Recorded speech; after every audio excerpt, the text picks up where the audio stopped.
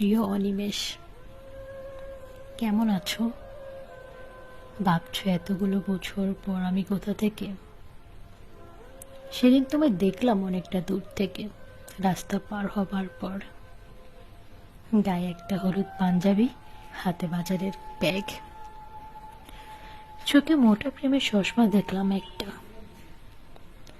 বেশ সাংসারিক লাগছিল তোমায়, তবু চিনতে এতটুকু সময় লাগলো না জানো।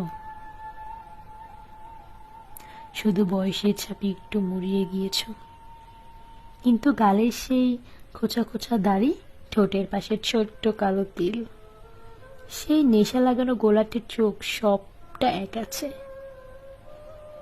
কেবল চুলে পাক বেঁধেছে খানিকটা। অনেক তোমার মনে পড়ে তুমি যখন বলতে, চুল দাড়ি না কেটে তুমি রবীন্দ্রনাথ হবে।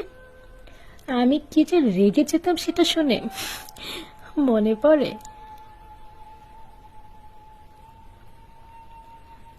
আমি শুধু ভাবি জীবনের এই 22টা বছর কিভাবে চলে গেল আমাদের দুজনের থেকে। সব তো ঠিকই ছিল, হঠাৎ শেষে যেদিন তোমার দেখলাম, সেদিন এক বর্ষার সন্ধ্যায় রাস্তাটা